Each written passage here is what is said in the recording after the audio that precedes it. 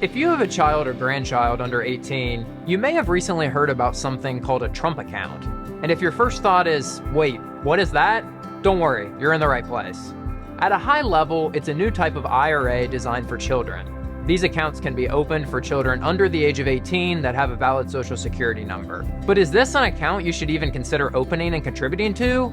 The answer, like most things in planning, is it really depends.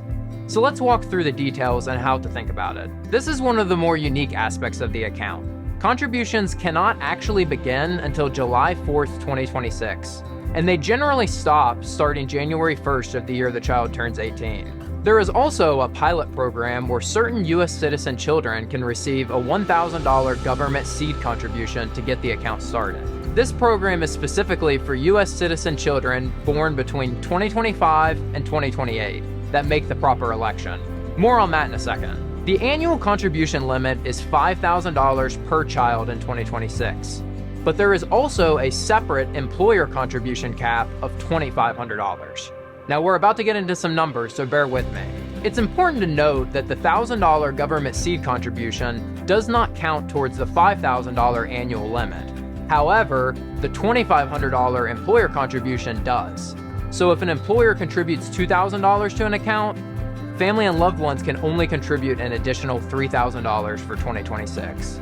On the tax side of things, individual contributions are made with after-tax dollars, while employer contributions are made pre-tax. Prior to age 18, Trump accounts are limited to low-cost mutual funds or ETFs that track U.S. stock indices and don't use leverage. In other words, this is an equity-focused, long-term investment vehicle. It is not designed for short-term savings. In fact, cash can't even be allowed to be held in the account for extended periods of time prior to age 18. No withdrawals whatsoever are allowed before age 18. After that point, the account functions similarly to an IRA for tax purposes, which simply means that most withdrawals before age 59 and a half are subject to ordinary income tax, and in many cases, a 10% penalty on top of that. Now, there are some exceptions that waive that 10% penalty, things like education expenses, certain medical expenses, or a first-time home purchase within the allowed limits. But even when the penalty is waived, withdrawals will still be taxed. So if you're thinking about flexibility, this probably isn't an account that's going to give you that. This is an account that is intended to compound and grow for the long term. For many families, the low-hanging fruit is the seed money. If your child is eligible for the $1,000 government contribution, it is almost a no-brainer to open up an account and claim that money. But before any of your hard-earned dollars are put into the account, you may need to ask yourself the question, what job do you ultimately want this money to do?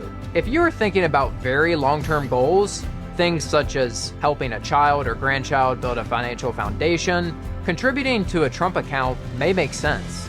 On the flip side, if your goal is college funding, a 529 may be a better fit. And if your goal is shorter-term flexibility, something like helping with a car or future house down payment, an UTMA may be more appropriate.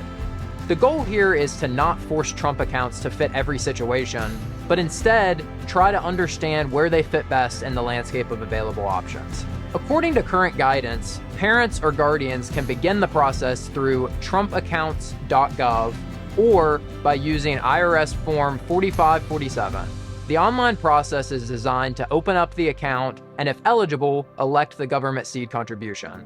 After filing, you should receive additional activation instructions prior to July 4th, 2026. In summary, a Trump account can be a helpful tool, but only if it matches the purpose of your money. Like most things in planning, it's less about whether something is good or bad, and more about whether it fits what you're trying to accomplish. For some families, it may be a great way to capture that initial government contribution and start long-term investing early. For others, more flexible options like a 529 plan or UTMA may make more sense. At the end of the day, the right choice comes down to your goals, your time horizon, and how you want to support the next generation. And that's exactly the kind of conversation we like to help families think through here at BY Waltman Capital.